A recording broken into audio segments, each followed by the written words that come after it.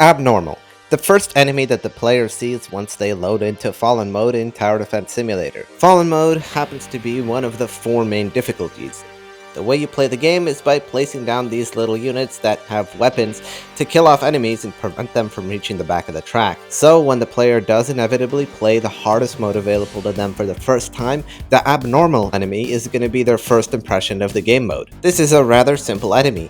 On the other modes, it's just called a normal, and it has less HP, but it generally looks the same. It's green and brown, kind of looks like a zombie. And so what Fallen Mode does is it takes one of these simple abnormals and doubles their HP. It only sends 3 of them out on the first wave, so even though they have double the HP that the normal enemies have, they still aren't too dangerous. But the point of these enemies isn't to be a challenge, it's to set a precedent for what Fallen Mode is going to be. It tells the player you've dealt with plenty of easier enemies before, but this is going to be your real first challenge, and that this challenge starts here on wave 1. I wouldn't call this really true because on wave 2 it sends out twice as many, so even though these are the most basic enemy in the entire mode, they serve as kind of a warning to tell the player, hey, you're getting into some dangerous territory here, buddy. For this, I have to put the abnormal in S tier. The Quick.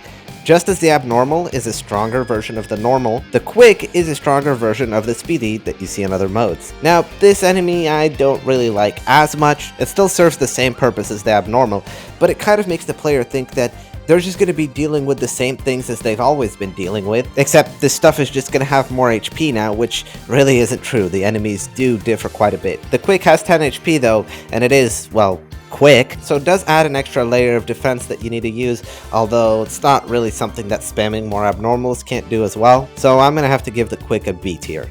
Heavy. If you've ever played Fallen Mode, these things are the first problem that you deal with. You see, on the other modes, there's slows that come out on wave 7. These are just slower abnormals that have a little bit more HP.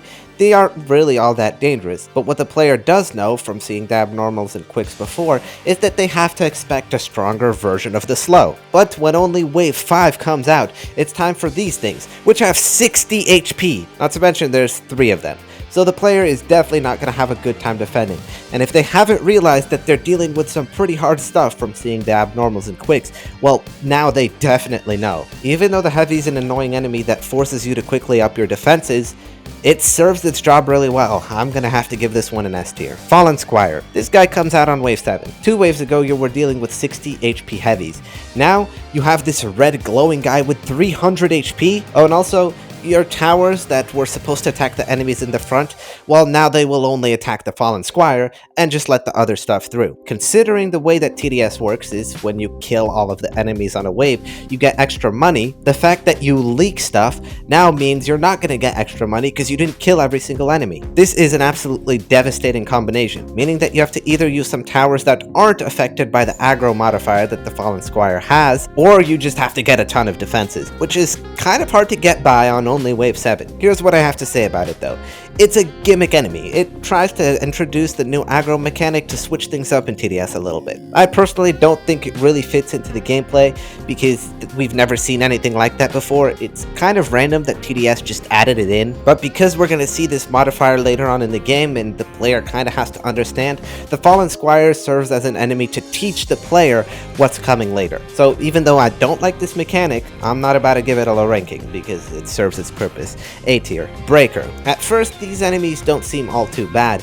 They have a lot of HP, yes, but they come off as just a slightly stronger heavy, right? Well, when you kill it, it spawns a little breaker that has more HP and runs off. Now, this enemy seems a little bit strange. I mean, it doesn't really line up with the other enemies we've been dealing with. All of them have had some sort of design or style, but this guy, I mean, it's just green squares. This is because the breaker was supposed to replace the mystery enemy. A long time ago you had these little guys, and when you killed them they had a chance to spawn different enemies. I think it's pretty obvious that TDS did not want players getting angry when these mysteries would just spawn a bunch of bosses for no other reason than just bad RNG. So what they did was they replaced the mysteries with breakers.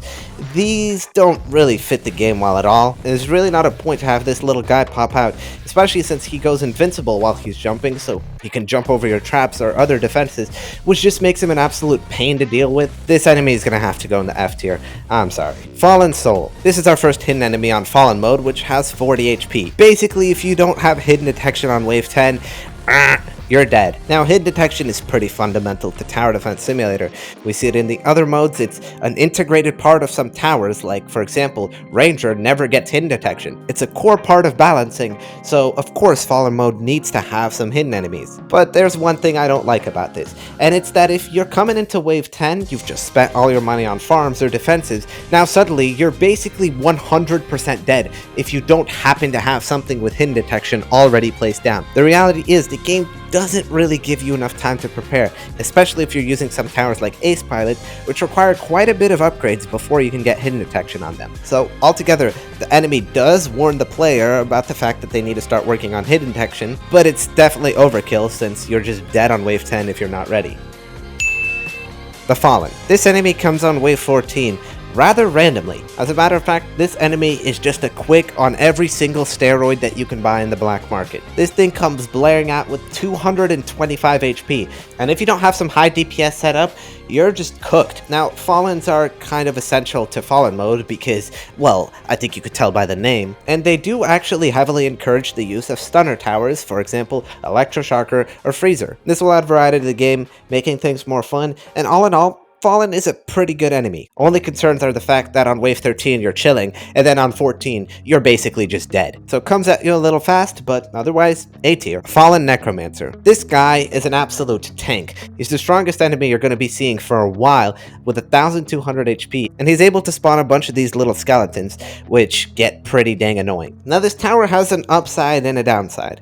The skeletons it spawns in a group have a ton of HP, which encourages the usage of splash towers, like the Mortar or Pyromancer. Fallen Necromancer itself, on the other hand, is just a big brute, which the best way to kill is with single target DPS. This kind of creates a dilemma where Fallen Necromancer encourages to use both splash damage and single target to kill it. Now, it really depends on how you view it, because one person might say, well, this encourages two different types of defense at once. It's two birds with one stone. It's a great enemy. I, on the other hand, I'm going to say it's kind of too overkill with 1200 HP.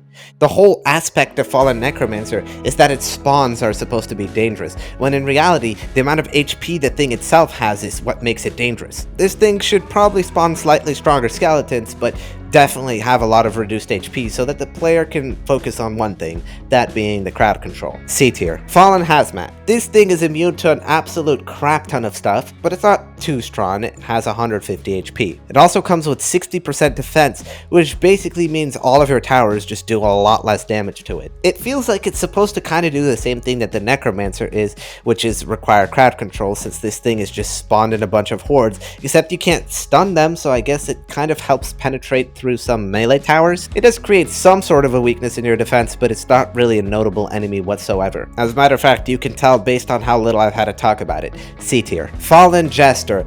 We're gonna have to create a tier lower than F tier for this guy. Fallen Jester carries this present, and he's able to throw it up in the air and buff some random enemies on the map with some random buffs. Considering the fact that I've had to use the word random twice should already give you some red flags. Remember that TDS removed mysteries because they were RNG.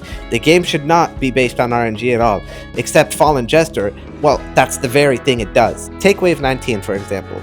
This wave spawns some Fallens and Hazmats. These can be pretty dangerous, but if you have Fallen Jesters added on top of that, sometimes you're gonna be completely fine since it's just gonna buff some random 1 HP enemy. Another time it can turn a Fallen Hazmat into an intercontinental ballistic nuclear missile with 450 HP running down the track. Even worse, it could do that to a Fallen as well. If you blink, you're gonna miss it, and you're basically dead. Fallen Jester is definitely the most annoying enemy when it comes to Fallen mode. You can never really tell when the thing it's gonna buff is gonna make no difference, or just gonna kill you straight up. Possessed Armor. This enemy is hardly noteworthy as well. It'll start off normal, but then as you damage it, it'll become hidden. Now I'll be honest, you'll probably already have hidden detection by now. It's Fallen mode.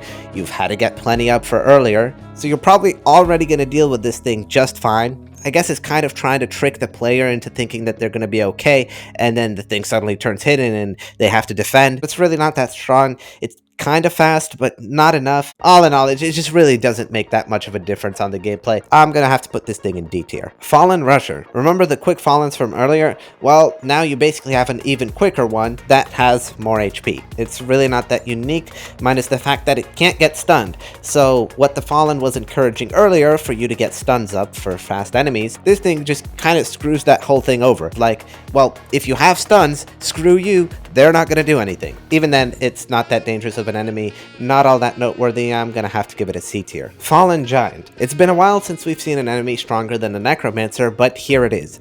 This thing has 4,000 HP and a 60% defense. This thing is also immune to stuns and all kind of different stuff. The fact that it has a 60% defense makes the 4,000 HP that it has technically a lot higher, like 6,000. I actually don't really know the math. Now the thing about this is it actually encourages defense melting.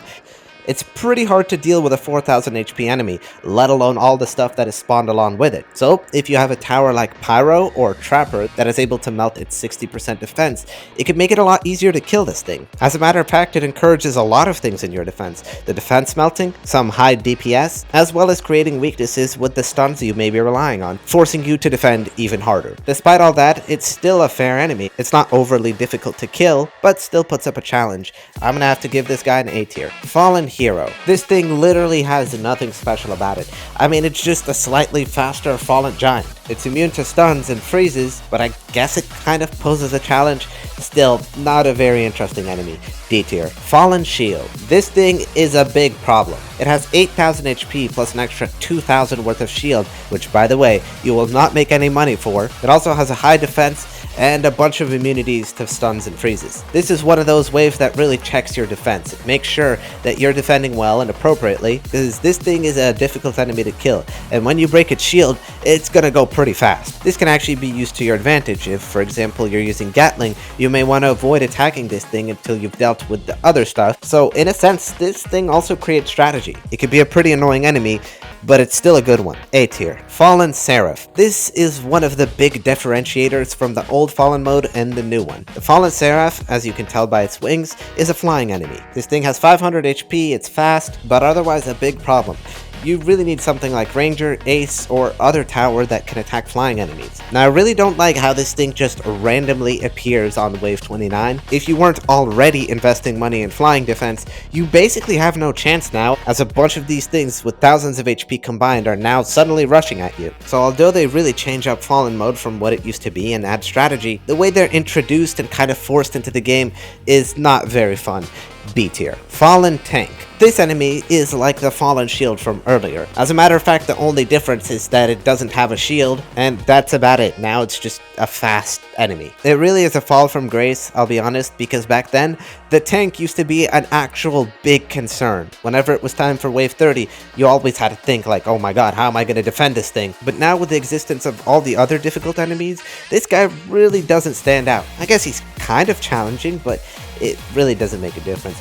B tier. Breaker 4. This guy you might think is going down in the F tier with the other Breaker, but actually I'm gonna have to put him higher up. This guy's gonna go into the A tier. I'll tell you why. The Breaker from earlier is pretty useless. As I said, it has no point in just popping out another guy that can pass your defenses, whereas this guy pops out a ton of other little guys. The result of this is, if you don't have splash damage or some sort of crowd control, you're cooked. It's also introduced in a way that isn't overwhelming, so that if you don't have a bunch of crowd control yet, you can still deal with these Breaker 4s pretty comfortably, but you do know that there's more coming, and you better get some crowd control going. A really good way to encourage a type of defense from a player, although I believe that they could be designed better because these enemies popping out of it suffer the same exact problems as the Breaker popping out of the Breaker 2. Sometimes they could bypass your defense, or it's just buggy, and that's why it's not in S tier for the strategy that it requires the player to use. Boomer. This enemy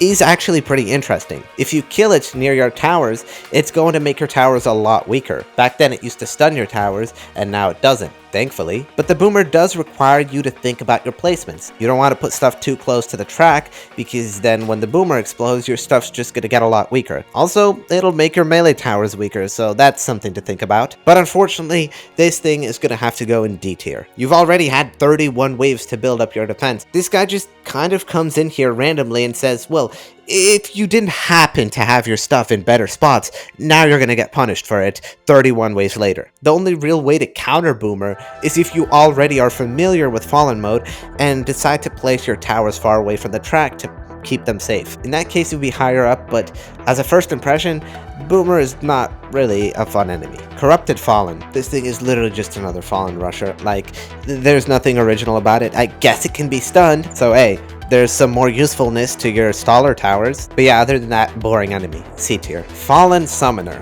Now this thing is supposed to be your Fallen Necromancer from earlier, but way, way more dangerous. This thing now spawns significantly stronger enemies, and also when you get it low, it's gonna turn hidden. This single feature makes this thing go all the way down to F tier. Not only is it RNG what it summons, and we've discussed that RNG is bad, but this thing has no indication whatsoever that, oh, my rangers that should be able to kill this thing that's leaking, well actually, no, that's not happening, and you're gonna lose the game because this thing is now hidden, and screw you. This is just terrible. I hate this enemy, it's not necessary. Let's move on. Fallen Angel. This thing is like the successor of the Fallen Seraph. It has 2,500 HP, and the game likes to troll you. It likes to spawn Fallen Angels alongside some aggro enemies, so now you're flying detection like your rangers that were supposed to be attacking these Fallen Angels in the front, now are attacking something else, and the Fallen Angels are just getting through. This makes them a serious danger until you kill all the aggro enemies, and then they're no longer a problem. I guess it kind of fulfills the purpose of Fallen Seraph from earlier, which was supposed to be kind of the warning to say, you need more flying detection, there's more dangerous stuff coming. The Fallen Angel in this case is the dangerous stuff. It's not really all that dangerous though, so I'm gonna have to give it a B tier. Fallen Honor Guard. This guy is like the mini-boss. He has 70,000 HP, which is pretty dang strong, and he serves as kind of a mini Fallen King. You can stun your towers and get pretty far while also looking pretty damn cool. This thing is also immune to your stuns, and overall serves as a way to check your damage, see what you need to do before fighting the final boss. Perhaps you need to place some towers further back, perhaps you need to get more single target DPS. Look, the Fallen Honor Guard isn't that hard, but it sure as hell serves its purpose really dang well. And for that, I'm gonna have to put this thing in S tier, and we've only got a few enemies left. The first one of which is Templar. Templar just shoots a beam and stuns your stuff. It may be named Templar when really it's just Warden, which is the same exact enemy on different modes. We've seen the Warden on Polluted Wastelands, we've seen it on Badlands 2. It just shoots a beam and stuns your stuff. It's not very creative for Fallen mode, it just seems like it was slapped in there. And it's also a pretty annoying enemy since where it stuns is kind of random, like it stuns the closest towers to it so you can bait it, but by baiting it you're kind of defeating its whole purpose. So it's just this really weird gray area for Templar. I'm gonna have to put it in a B tier. Fallen Guardian. This guy, as the name suggests, is the Guardian for the Fallen King. It has a buttload of HP, 32,000, as well as a high defense, but it can be stunned. It also can slash its sword to stun your towers, again, kind of giving you a hint of what the Fallen King is going to be like. But what's annoying is that this thing can be buffed by Fallen Jester, and when it does get buffed by Fallen Jester, you're freaking cooked. Also, the enemy kind of looks unfinished. I mean, just look at its head. I don't know, I don't really like it that much. I'm gonna have to give this a C tier. And finally, the final enemy of Fallen mode. Fallen King. This is the final boss with 200,000 HP. He can stun a bunch of your towers, he can summon enemies, he also gains defense as you do damage to him. This means that he's harder to kill the lower HP he has. Now, ladies and gentlemen, just take a look at this guy. I think we gotta put him in S tier. This is a fantastic boss. He's a fair boss as well. He does not feel too difficult compared with the rest of Fallen mode. He really fits the theme and still manages to be a difficult boss. I don't think I need to keep yapping about why Fallen King is cool, but this concludes our tier list. If you disagree with anything, let me know in the comments. But otherwise, like, subscribe, use star code E, and I will see you in another video. Goodbye.